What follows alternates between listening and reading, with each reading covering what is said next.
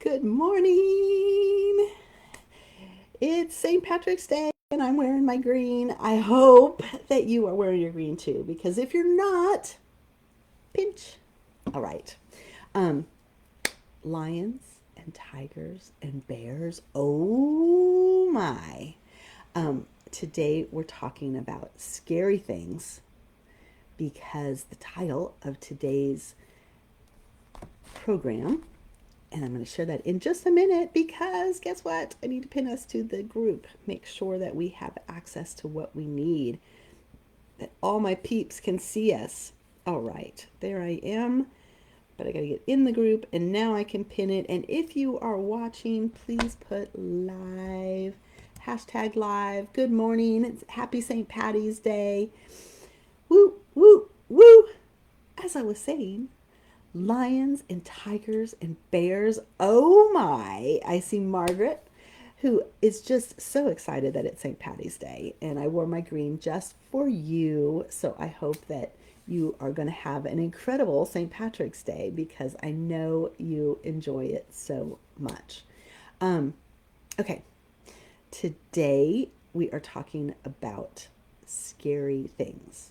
And I don't consider leprechauns scary. So we're not really talking about St. Patrick's Day stuff.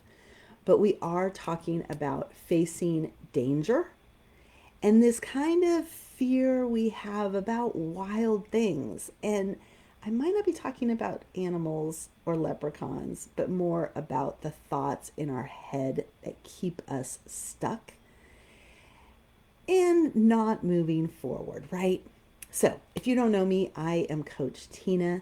I am the founder of the Empowering Champions community. I am a woman just like you that has big dreams and wants to help the world, right? I want to change things. I want to make not just the world better for my family, but for yours. And so, welcome to the community and to our live this morning. If you're here live, please put hashtag live in the comments. If you're watching later on the replay, God bless you because I know you're in a different time zone doing what you need to do. Maybe you work, whatever it is. Just put hashtag replay in there. Let others know that you watched. Let us know that you watched. And that will help the algorithm so that more people in our community will get alerted that, hey, Tina's got a live going on and would love to have you watch it. Okay, I'll make this fast. But if you stay to the end, there is information that is going to change your life. Now, you may have heard me say that before. I am a spokesperson on the Unleash Your Power Within advertisement. I like to say, life will never be the same again. And what's really fun is we just finished doing a Unleash the Power Within. I am on Team Tony, meaning that I like to support people and send out the love and basically just fill myself with Tony Robbins energy and also a lot of his gold nuggets about life. So if you love Tony Robbins, if you love creating a life that's based on your plans and not just what's been happening to you, then you are in the right place. So let's talk about conquering fears because I watched a lot of people have breakthroughs this weekend. It was a glorious thing to see people go from their limiting beliefs to an entirely different persona. We watched on the screens as people transformed in front of our eyes. I felt just so honored to be a part of that community and to see the transformations to get to contribute to that. It was truly beautiful. So I want to transfer some of that joy and energy into our community because you guys deserve to have those kind of transformations as well. So let's talk about conquering fears. What comes to mind is like when we were young, maybe a sound woke us up in the middle of the night. And, our young minds were like, hey, it's a monster under the bed. Mommy, daddy, help. And, depending on the kind of parents you had, maybe they acknowledged that fear. Maybe they came in and they looked under the bed and they were like, it's okay. And they gave you a big hug and calmed you down to sleep. Yeah, most of us did not have parents that did that. Most of us had parents who were like, shut up and go back to bed. We're trying to do our thing here and you are interrupting. And I want you to think about what that did to your approach for fear, right? Um, that monster under the bed, figuratively, right? Like it did something to your nervous system. And now when we have fears, we go back to that childhood fears. We go back to where we learned how to address fear. And a lot of times it's like a trigger. It's not, we don't have that reaction on purpose. We have that reaction because in our nervous system, our body has a certain response. Now, fear, some people call it false evidence appearing real or F it and run. Um, However you dig at that algorithm, when we experience fear, a lot of us tend to turn away. And unfortunately, as adults, we turn away from things that we really want. And when we're faced with fears internally, sometimes that involves hiding, right? Like we crouch in the corner and we get really small so that no one will notice us. They won't give us the attention. We allow others to overpower us. And what kind of a position is that to be in to get what you want, right? It's not favorable, not the best way to approach it. It's not courageous, right? Sometimes we have to pull and take those 7 seconds of courage to overcome fear. Tony likes to say, kill the monster when it's young, not when it's Godzilla attacking your city, right? And you got to think about that on a personal basis. As you recognize the fear, the monster within, the beast, tamp it down, right? Um, and consider that original fear. Consider what it was that consumed you, that affected you, that made it so that you are struggling right now, right? Like, we really want to look at those because some of those fears happened when we were like 4 years old, right? And so we have a trigger from when we were 4, when we had no resources, when we only could rely on our parents to check out our room, right? Like, I can't tell you how many years I wouldn't sleep with a limb over the side of the bed because I was certain that there were evil things under my bed. And I'm talking like into my 30s that were going to reach out and grab my limb. You know, sometimes I even scoot in a little bit on the bed at this age. But I'm having a reaction as a 58-year-old that's based on the 4-year-old self who didn't have anything to fight those kind of monsters with. And so I want you to recognize sometimes that we have those abilities to fight the fear without the limits we had as a 4-year-old. Okay? Now, danger. When we're met with danger, like a fire, okay? Hopefully we want to go the opposite direction. Now, our brain, your brain, might be wired. Instead, like if you have the skills or if you've been trained, you might run into the fire and try to protect people or, put the fire out. That's how you're wired. But most of us are wired to be safe. We crave certainty, right? We don't run into the fire because who knows what's going to happen in the fire. Instead, we want to minimize the pain. But we actually have those visceral reactions because danger exists, fear of the danger exists, so that we will have a reaction, that we will take action. What's happened is we've learned behaviors against it from when we were young that allow us to think that we're having a wrong reaction. And so then we don't want to address it at all. We want to just put it out of our mind, not think about that over there, and not take action. So if you tend to notice that in yourself, please look into addressing the fear. That's something I can help with, maybe not on this call, but something I can help with for sure. So I want to ask, what danger exists in your life today that you are reacting to or not reacting to, and you know that you should be doing something different, right? You recognize that it's a fear. You don't even want to be reacting the way you're reacting, and yet you are. So I want to spend some time in that space where you recognize you're avoiding the pain, but you don't know what to do about it. Okay? Anybody been there?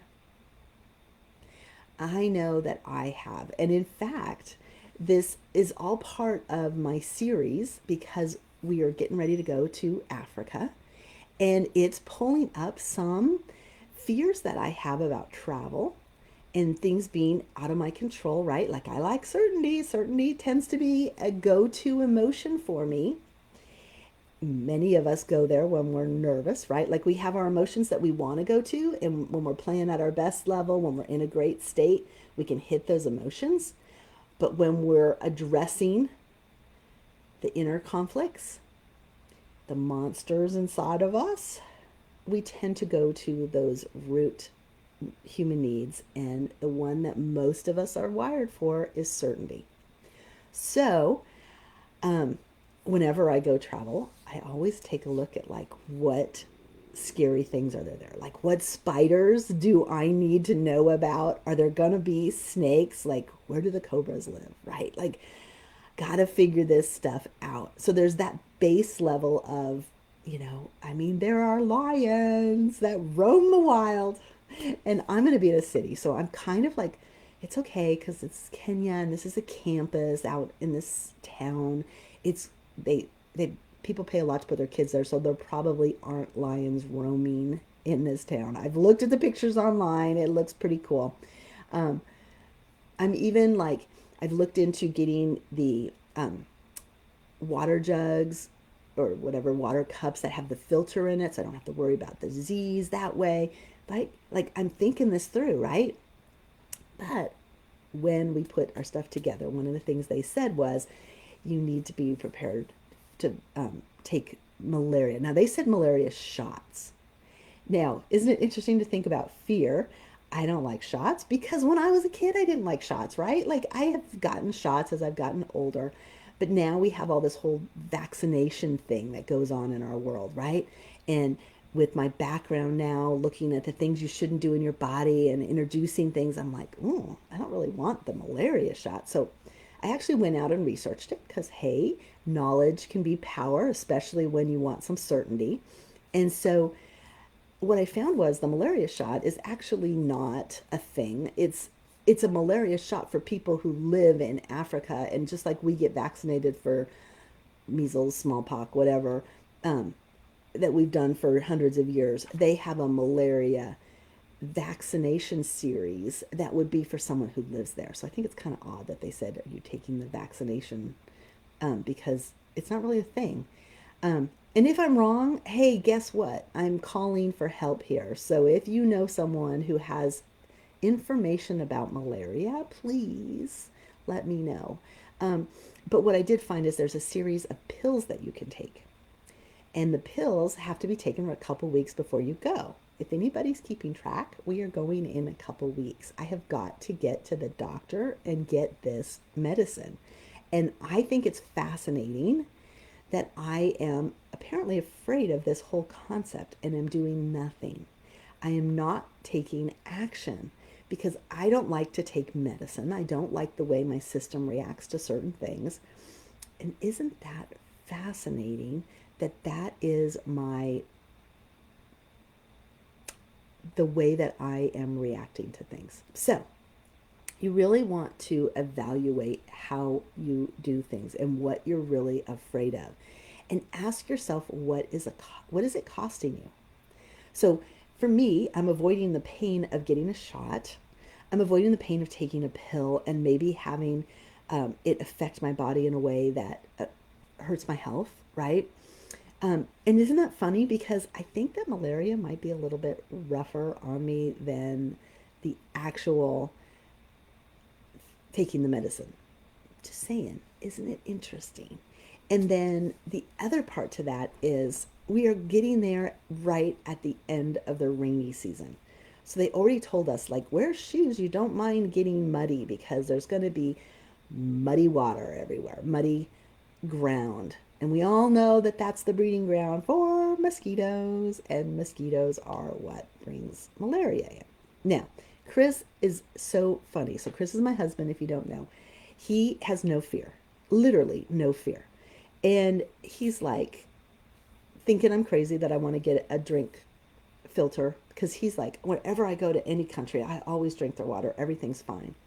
And I'm like, huh, yeah, not, I used to live in Mexico, guys. I know not to drink the water in foreign countries. You just don't. Your system is not designed for it. It's not a statement like I'm a bad person or they are a bad country. My gut buddies just don't know their gut buddies and they have World War III in my belly. Not a pleasurable thing. And I'm going to help not to get sick. And then the other thing is he's like, there's not going to be a problem with malaria. It's not a thing. And I'm like, he's like, we're going to be at the university. Everything's fine. And I'm like, okay, so we are going to Africa. We're staying at a university, but it is in a country that I'm not sure they're going to have air conditioner, right? Like I've heard that we're going to come. It's going to be in the 80s. It's going to be very humid.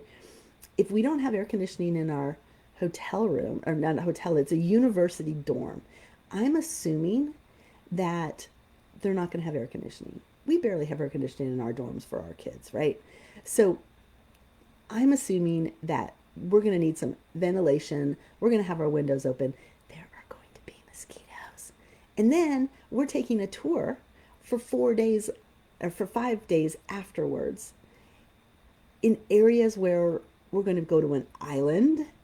And I bet you there's going to be some mosquitoes out in that world. We're going to go in underwater. So we're going to a like a dolphin adventure and swimming and snorkeling and stuff. How cool is that? So, you guys, there's a point to this. It's not to hear my fears in that way, but I hope you're hearing about your fears and maybe the irrationality behind it or the good points behind it, like the valid points of your fear. And some things we cannot get over by ourselves. So maybe you have a fear of asking for help or direction or guidance or support. I have that fear a lot too, right? Um, Maybe you have what if-itis, right? What if I make the wrong choice? What if I look bad in front of other people? What if I do this and this bad thing happens? Or I make a bad decision, right? Um, it's interesting. We have this wild side of us, right? The wild thoughts, the wild, adventurous, I gotta do anything. And then we have this, I want the perfect life and I want to live in safety. And guess what? It's all a choice. Where do you find the balance between that wild thoughts, the things you really, really, really, really want, and the safer, gentler, um, almost like perfect world, right? Um, and I think a lot of us, it's a form of that perfection that we think we're striving for, but really that's that place that if we go there, we're we're not living life to the fullest. We're taking out the adventure in trying to live perfectly, maybe following the rules, not having the fear to live behind us, not giving the fear a chance to rise inside of us, right? And that's why I am doing the Roaring Lion 90-day challenge right now. Okay. I want you to think about that roaring lion. Like, what would it feel like if you pushed all of your power out of you and into the room you're in right now? Like, if you literally just roared like a lion on the top of a hill, right? You know how cats like to get on the top of anything? So, like, imagine the lion. They're just great, big, fluffy cats. They get up on the top of this berm. right? They release, and they do it from this place of confidence, right? Like they know they are badass and nothing can get them. They they have one enemy. I talked about it last week. You can watch last week's video and know they're one enemy. But other than that, they are powerful. They can take things down and they own it. They have their territories, they claim them, they walk the boundaries. They're like, this is mine. I own it. What if you approached life like that? This is mine. These are my people. This is my pride, right? The thing I'm confident about in my life. And so for 90 days, we are going to own that energy. We are going to roar every day. And we're going to do it in anticipation of my trip to Africa. I'm going to go there, malaria pills or not. I'm going to tackle any fear I have about traveling to Africa face on. I'm going to surround myself with people that can support me and love on me and listen to me and look under the friggin' bed for monsters or cobras or whatever it is that they have that's bad in Africa. And I'm going to not go it alone, right? The strength in numbers, the ability of a community to make you feel safe and supported and understood. Like that's why we have each other here. This is a safe place for you to figure out what your message is, to unleash your greatness with us. We've got to stop playing small. We've got to stop hiding, and we've got to step out and be the absolute best version of ourselves, because that's who's going to achieve the dreams. That is who's going to overcome any obstacle. So if you are interested in being part of this Roaring Lion 90-day challenge, hashtag AYLS. It's the name of the Teens Leadership Summit that we are doing, African Youth Leaders Summit that we are doing in Kenya. It's April 7th through the 10th. And we are looking for supporters, donations for teens to be scholarshiped. I got to read the scholarship applications from the kids last week, and just my heart goes out to these kids. They want to change their world. They want to solve problems. It's a beautiful thing, and I want to give them that option. I want to help them build the courage muscle that they have everything they need within them to be lions, right? To be lions in their environment. So I am excited. I hope you're excited. I've got some stuff happening in the community this week to support this event, and I would ask that you become a part of the program that automatically scholarships a student for the event. If that is if that's outside your budget, I totally get you. We have people from all over the world here with different economic levels. That's perfectly fine. But what I ask is, could you give something to the teens? I'm going to put the link to the Roaring Lion event. There is a link on there to donate directly to the kids. There is also a link to join our 90-day program. It starts the day you start, and there is just a ton of excitement around this and how we're going to build it and how we're going to help you meet your goals in 90 days for fitness, for finance, and for focus. And we are going to rock this, you guys. We are going to change our world, overcome some huge limiting beliefs, kick those fears to the corner, and live the life of our dreams. Okay, I cannot wait to experience that with you. And I just hope you have a truly blessed week.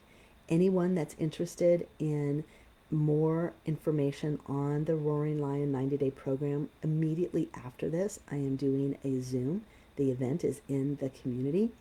click on that, come to the Zoom, and let's talk about how you can be a part of the Roaring Lion 90-day adventure. Love you. Have a blessed week. And if I don't see you in 5 minutes, I will see you sometime this week. Take care.